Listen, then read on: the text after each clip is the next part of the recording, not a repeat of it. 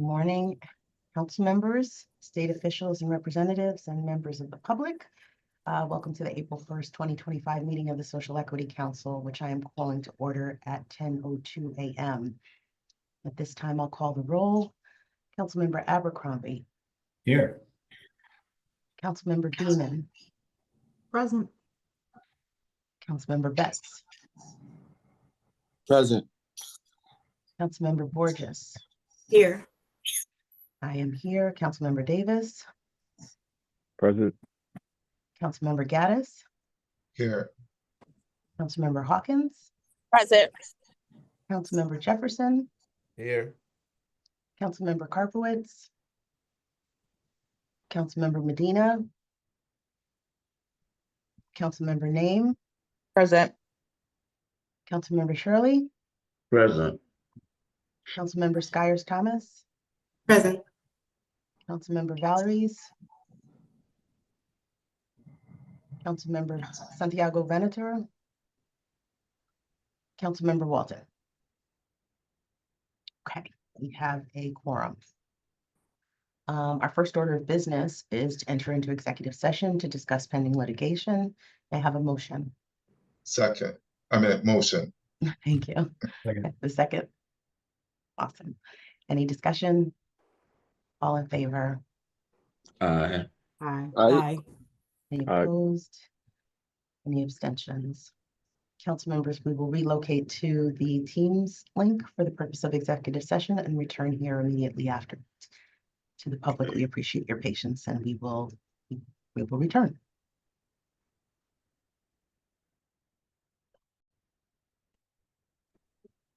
Thank you so much. I believe everyone is here. Thank you to the public for your patience. At this time, I will recall the roll. Councilmember Abercrombie. Here. Councilmember Beeman. Present. Councilmember Betts.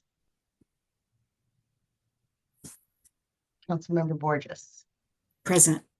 I am here. Councilmember Davis. Present. Councilmember Gaddis. Here. Councilmember Hawkins. Present. Councilmember Jefferson. Present. Councilmember Karpowitz. Councilmember Medina. Councilmember Name. Present. Councilmember Shirley. Councilmember Skyers Thomas. Present. Councilmember Valeries. Present. Councilmember Santiago Venador. Councilmember Walton. Present. We have a quorum. Our next item on the agenda is approval of the March 4th, 2025 regular meeting minutes. May I have a motion? So move to approve. Second. Any discussion? All in favor? Aye. Aye. Any opposed? Any abstentions? Great, thank you. Next item on the agenda is the approval of two equity joint ventures. First is approval of ACRE 015699 Highway 84 LLC. May I have a motion? So move. Second? Second. Any discussion? All in favor? Aye. Aye. Any opposed? Aye. Any abstentions?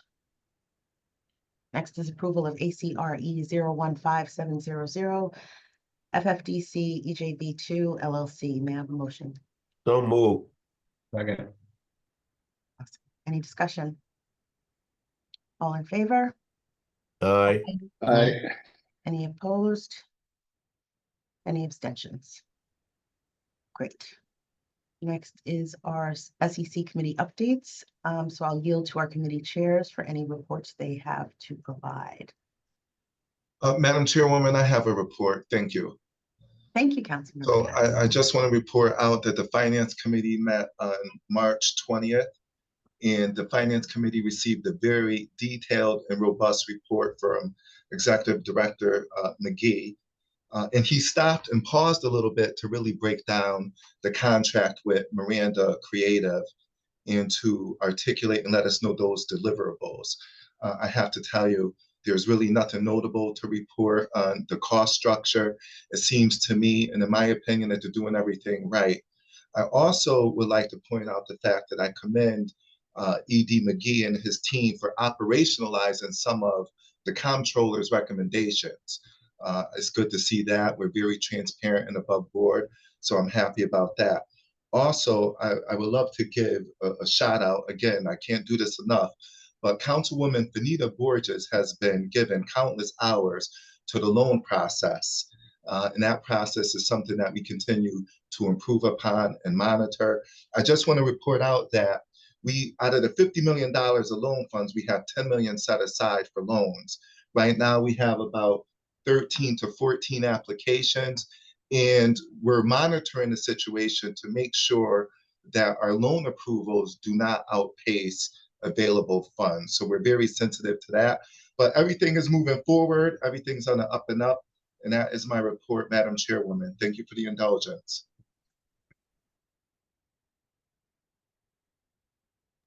Madam Chair, I think you're on mute.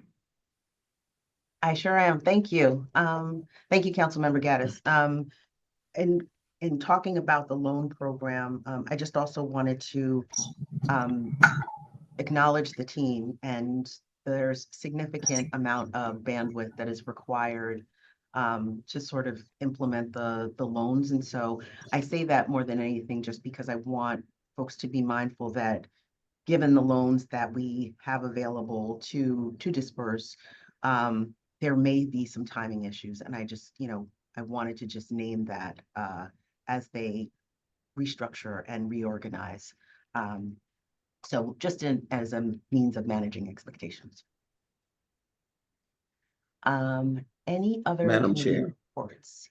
Yes. Yes, thank you, Madam Chair. The Policy and Governance Committee also met on the 20th of March, and the agenda included presentation by Director McGee on an update on our bylaws, which I believe he will go through. He may go through today, or some he may go through.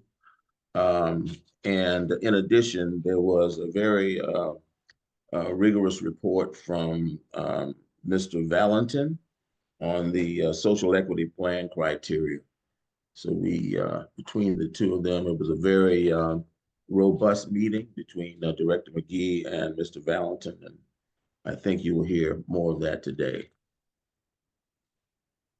Thank you, Councilmember Shirley. Other committee reports. Madam Chair, if I may, we have our Reinvestment Workforce Committee meeting coming up on April 16th, so hope to see you all there. Councilmember Name.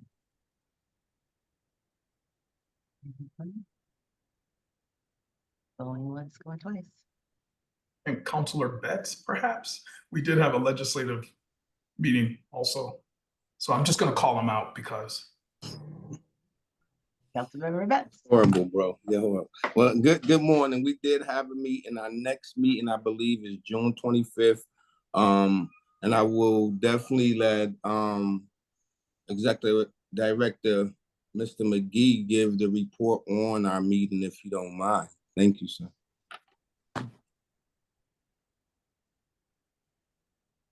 Mr. McGee, do you want to, I yield the floor to you to give any updates that you want to give on the legislation?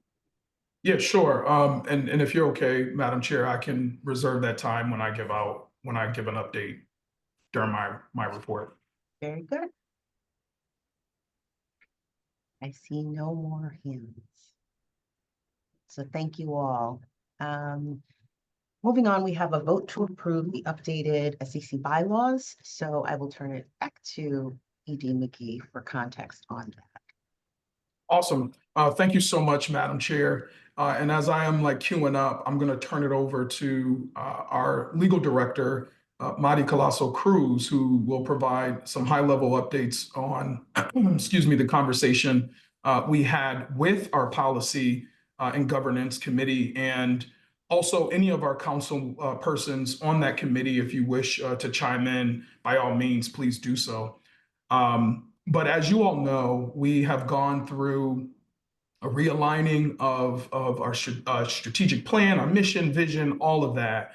And one of the first steps in the process, in addition to many, was to really take a look at our inaugural set of bylaws and making sure we make some friendly amendments to support the realignment as we are moving into year 4 of the Social Equity Council and making progress. So at this time, I would like to turn it over to Madi, who could provide some additional updates on the bylaws and then yield to our council members. Good morning. Thank you, Executive Director McGee. As Executive Director McGee mentioned, that we are proposing revisions to the bylaws, most of which are centered around really aligning the previous bylaws with current practice. There were 2 major items around the budget and signing authority for the Executive Director. The first one was increasing the threshold for which he is authorized to enter into contracts, which was increased to anything up to $100,000 will not require the council to vote. It would still require internal processes, of course, with Madam Chair and DECD, as well as any other procurement requirements with OPM or GAS as applicable. Another change which was made was regarding budget line items and the authority or the ability for the Executive Director to reallocate up to 20% of any line item to another line item, as long as it's within the approved budget, without requiring council approval. Anything exceeding 20% would require council approval if it does not exceed $10,000. I mean, if it exceeds $10,000, I apologize. Everything else was really just aligning current practices, like updating the descriptions for the committees, removing language that by its nature would require it to be approved relatively frequently if changes occurred, like the location of the facilities, required reporting. So we made the language more inclusive in terms of the reporting. It just requires the Executive Director to submit any statutorily required reports rather than naming the ones that are currently required. Any questions? The Any council questions? members, I'm sorry, I'm looking at hands. I apologize. Council Member Abercrombie. Hey, team. As someone who spent a lot of time with these policies and procedures over the summer under the leadership of Chairman Shirley, I just wanted to voice my support for these changes. I think they're logical, they make sense, and I'm very comfortable with the changes that are being recommended. Thank you. Councilmember Gaddis. Madam Chairwoman, I move approval of the recommendations and modifications to the bylaws. Thank you. Second. We'll take a second and I will create space for discussion. I do believe Councilmember Jefferson had come off mute. Yeah, thank you, Madam Chair. This is my unreadiness. Under 4.6, under duties of the council, that change with the workforce development, I'm just unclear as to how that process would work. I do understand, given the previous process, why we should approve workforce development plans within 30 days. But if those plans are rejected, then we're saying someone could resubmit without prejudice. So how long will that go on? So if we reject a workforce development plan and a person turns around and resubmits and it's rejected again, and then they can, until they get it right, I mean, how long does that go on? Because there's no language to address that process. Are we giving people, time immemorial to uh, present a plan and to continuously present a plan to the council for If I approval? may, thank you, Councilmember Jefferson. The change was really to make it consistent with SEP processes. We have to say, I have to give Tiffany a shout out, right? She has really remained under that 30-day timeline to approve in approving workforce development plans. And historically, what has happened is if there are any recently, I should say, versus historically, if there are any deficiencies, whether if it's an SEP or a WFD, Cesar or Tiffany will reach out to do technical assistance.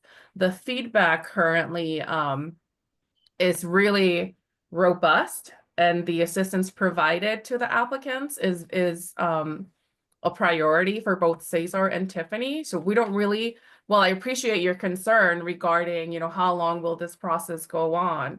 I feel that the internal processes that we've established really address your concern. We're no longer facing longer than 30 days turnaround unless there's a hiccup in the transition from DCP to SEC. But outside of that, that's really hasn't been an issue for us.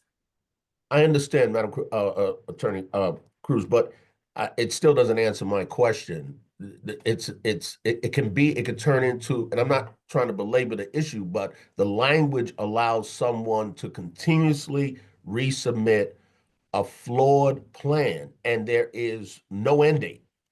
And although you haven't yet to experience that, the possibility is there that could happen. And if the council is comfortable leaving language as is, I'm fine with that, but that's a flaw in the language of the plan. I mean, we can address that if you'd like, but they cannot indefinitely submit SEPs or workforce development plans because the provisional license expires. And once the provisional license expired, if they don't have an SEP that's approved or a workforce development plan that's approved, they can no longer do so. So that's the unwritten language. Okay, fine.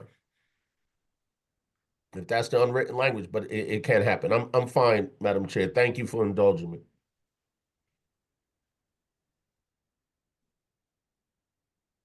I think you're on mute again, Madam Chair. Thank you. Thank you, Councilmember Jefferson. Councilmember Shirley. Thank you, Madam Chair.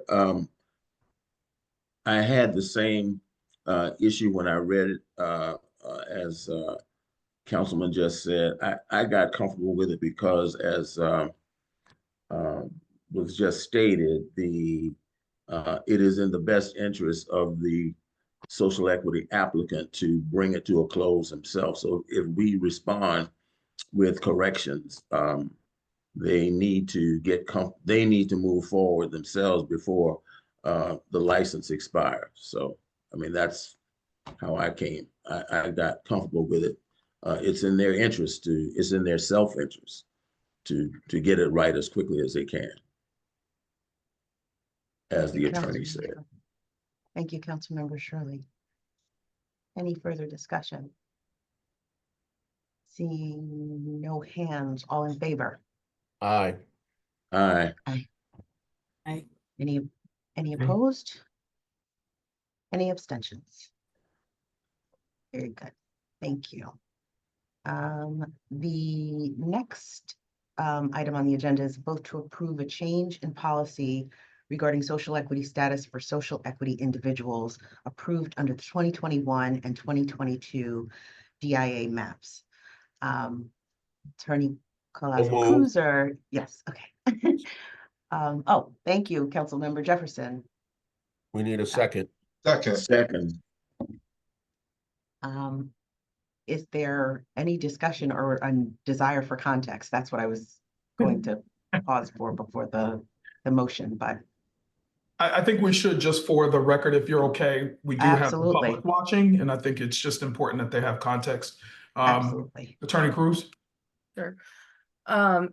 We are proposing that currently social equity individuals that are certified as such continue to enjoy, I should say, that certification rather than limiting if they were currently if they were certified as an SEI under the 2021 map or 2022 map, they're not, if the census tract shifted by virtue of the 2023 DIA map, they're no longer eligible, right? So all we're saying is the policy should be that once you're certified as a DIA, as an SEI under the DIA from 2021 or 2022, you continue to enjoy that status until the DIA map is revised again.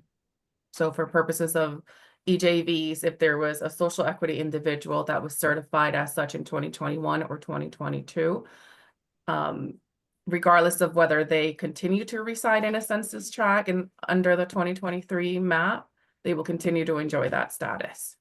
It's aligned with how DCP has been handling these matters internally, right? They're not required to resubmit for every application. Once they're an SEI backer, they're treated as such within their system. So we're just asking for consistency.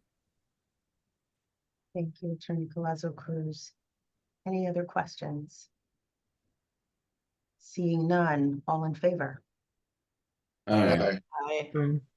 Any opposed? Any abstentions? Very good. Thank you so much. Next is our updates from the SEC. So ED McGee, you're up. Thank you, Madam Chair. And again, thank you so much to all of our council members. Each of you respectfully have really provided nothing but great support and direction and leadership. And I cannot thank each of you enough. Happy April. I will repeat this quote until we are at the top of the mountain. There is still no elevator to success. We have to take the stairs, okay? And throughout my presentation, I will be as concise as possible. I'm going to cover our financial summary of activities for the month. I'll also provide an update on the strategic plan for Q1, our legislative and policy governance update, of which you've already received, but I'll just touch on a couple things, as well as our Miranda Creative vendor update, of which Councilor Gaddis has already provided updates. And then I'll end off on a few upcoming meetings. Madi, do you want to bring that up for me? Thank you.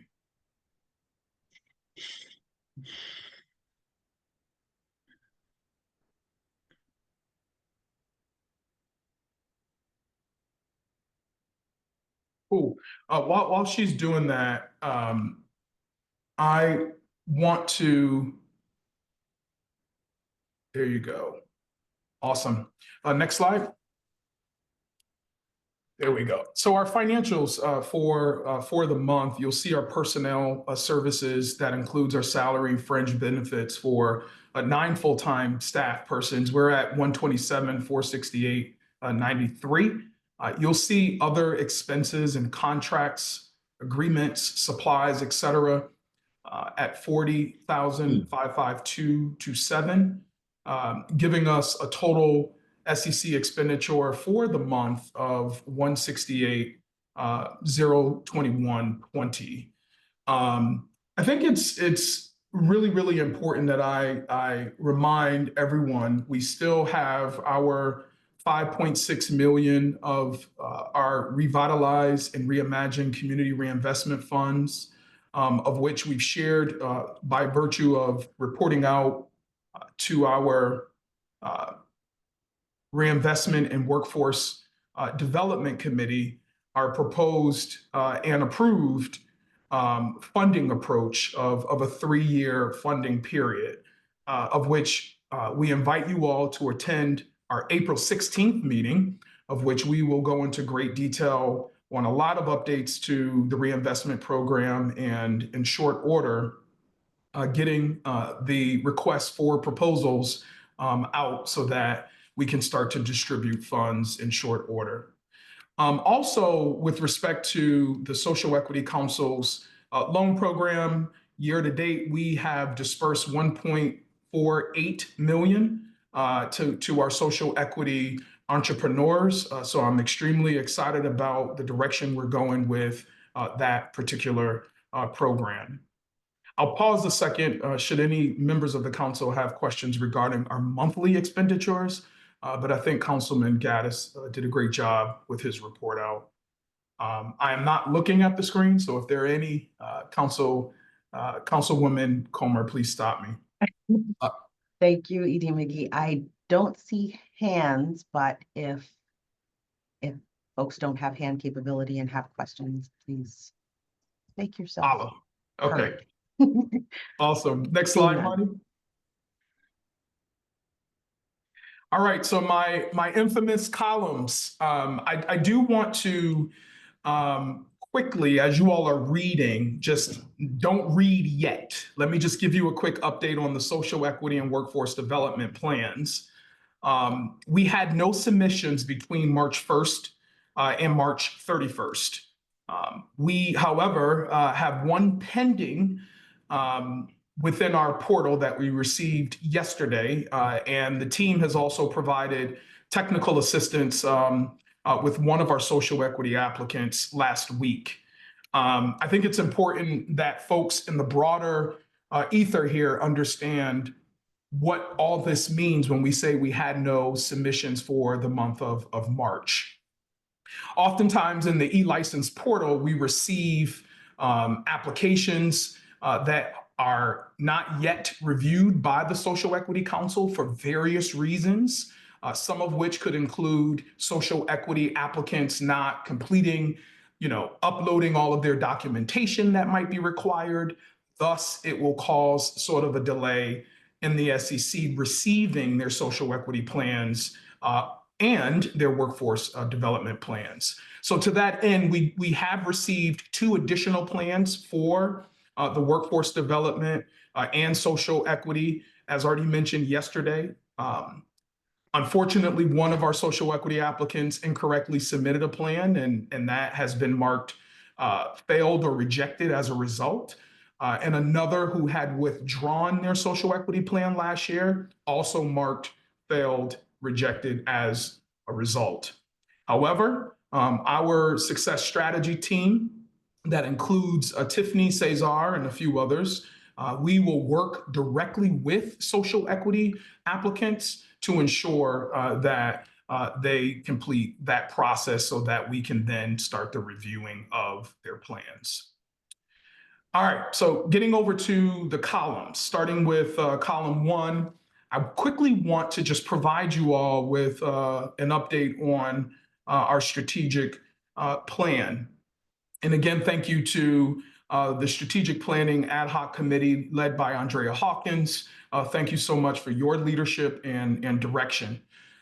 Really quickly on workplace culture, progress is being made in assisting and helping us to reset our workplace culture through a focused staff SWOT analysis during our weekly staff meetings. This ongoing effort aims to foster a more collaborative and effective working environment. We've been able to streamline many of our communications. We've centralized program documentation, policies, and procedures on our new social equity intranet for easy access within our organization. I will say all of you are working professionals in your own right. You all know resetting culture is not an overnight task. And so we do and have been experiencing some growing yet very progressive pain, if you would. But all to say, progress is being made there. Just really quickly on our 3 programs that we administer here at the Social Equity Council, kicking off with our community reinvestment. Our research team, in partnership with our reinvestment team, has actively engaged several thought partners to finalize the logic model related to our community reinvestment initiatives and our program priorities. So again, I'm not going to share too much because I want you all to come out to our committee meeting scheduled on April 16th. Our workforce development.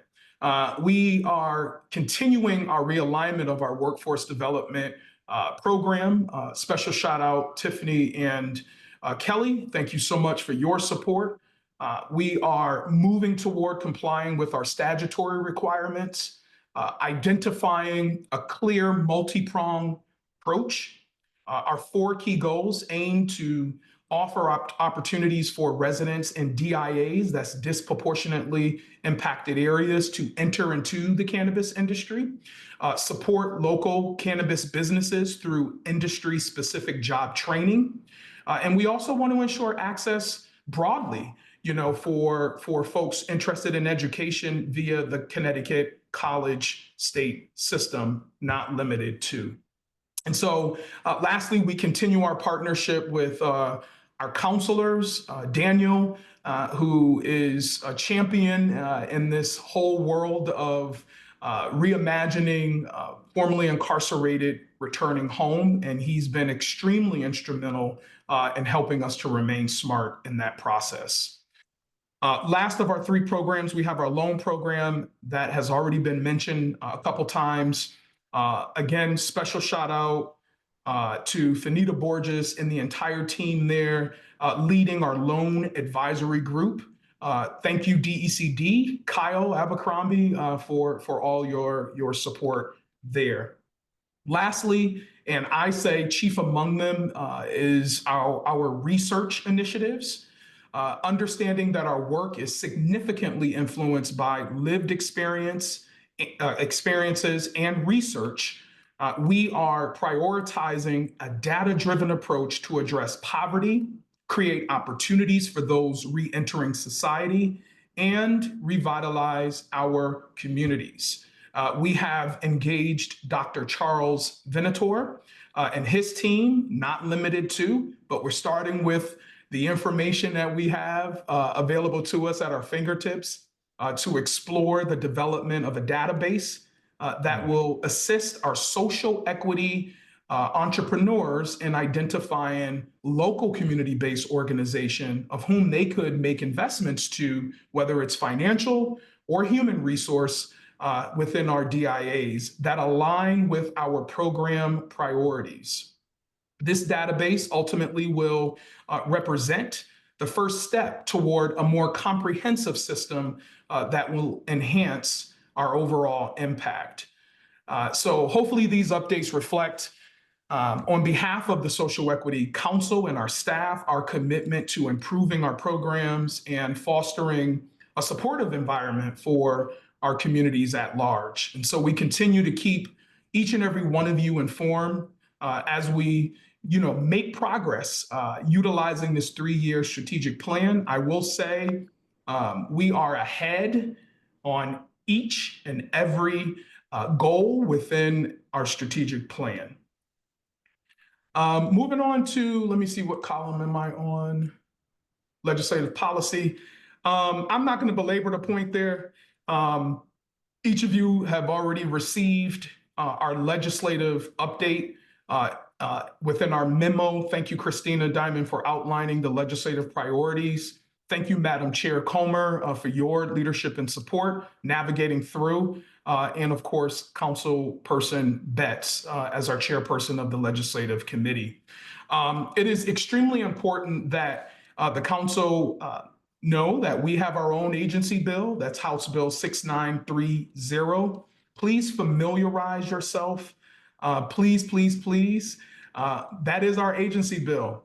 So don't allow for any other chatter or noise to cloud our focus. Please take a look at it. And then there are 2 additional bullets you'll see there in the column, House Bill 7181, which is General Laws Committee's cannabis bill. We've already shared our testimony on that, a few concerns, but I will say this for those who are watching, our concerns don't mean it is an end to a conversation. Throughout this legislative process, it will allow us to have more conversation with our stakeholders, our council members, folks who are in the industry to help us to remain smart and creating win-win situations for not only our social equity entrepreneurs, but also Mm. those backers who are at the table. And then lastly, the SEC will continue to meet with our social equity entrepreneurs and legislators to hear their concerns. And a lot of these updates will be shared through our legislative committee, and staff will continue to monitor many of these bills. I know that Councilperson Betts mentioned a June 25th meeting. I anticipate requesting a special meeting just to provide updates to the, I was going to say the caucus, the council. So please, please, please, we will do our best to give you ample notice, but we want to ensure, in addition to sending emails, that the council is privy to any decisions being made on behalf of the SEC. I'll pause, Madam Chair. I think Councilor Gaddis has a question or a comment. Councilmember Gaddis. No, if you're not done with your report, you could continue because I'll save it for after. I don't want you to lose your cadence. Yes, sir. Appreciate that. And honestly, we've already discussed DIA policy update. I can skip column 3. Column 4 is extremely important. I just want to make sure that you all know we've been working weekly and daily, quite frankly, with our vendor who's helping us create strategic communication documents, helping us clean up our website. You'll see in the coming days that the website, the SEC website, will be cleaned up, if you would, to reflect our realigned programs. So we continue to operationalize all of the details within the scope of work. And we look forward to, at our next in-person meeting, we look forward to providing more substantive updates on those elements of our vendor. So that concludes my report. I know I always have in my presentation a standing place and space for our strategic plan. So if you kind of want to just go there, Marty, really quickly, we can breeze through those.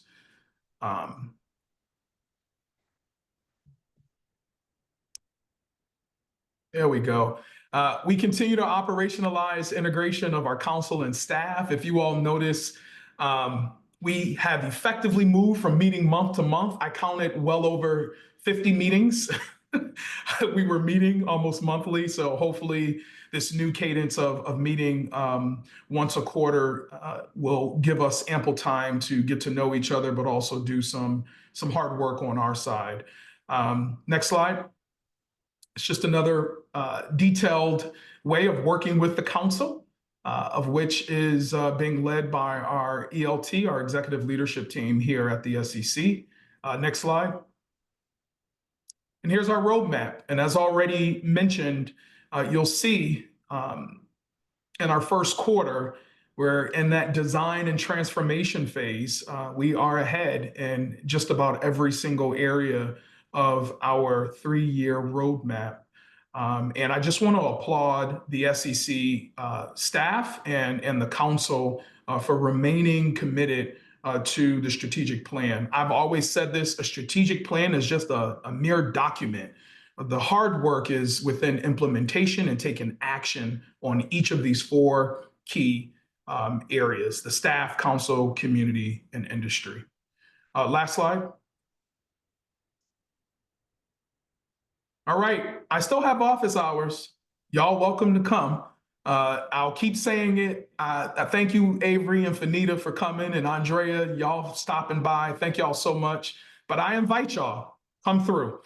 Please contact Georgette Cicero to schedule some time so that we can plan accordingly. Our next regular council meeting is Tuesday, May 6th. It'll be via Zoom. And then lastly, we have some upcoming committee meetings. I already mentioned Community Reinvestment and Workforce Development Committee on April 16th. We'll be sure to get that information out to you. And I'm getting messages. Christina, are you saying that May is in person? Y'all correct me so I'm not misspeaking. Yes, it's in person. All right, in person. Thank y'all so much. I yield the floor. Thank you, AG McGee. Councilmember Gaddis. Yes, speaking of Miss Christina Diamond, I just want you to know, Executive Director McGee, I had some very targeted, pointed questions, and I called Christina Diamond on the phone, and she was very informative and helpful. And I find that with most of your staff, if not all of them, when I call with my questions, they are very informative, very patient with me. And I encourage all council members, if you have a question, you don't have to wait for the committee meeting. You don't have to wait for the full council meeting. Get on the phone with these professionals. They're very knowledgeable and helpful. And I think they'll be happy to hear from us. So thank you very much to you and your team. Thank you, Madam Chairwoman. Thank you, Councilmember Gaddis. Additional questions, comments? Hearing none. Is there anything for the good of the order? I see you, Councilmember Gaddis. Hang on one second. I'm a hang. Okay, go. Madam Chairwoman, I move to adjourn this awesome, informative meeting. Second. Awesome. All in favor? Aye. Aye. Thank you all so much. Have a lovely rest of your day. Thank you, everyone.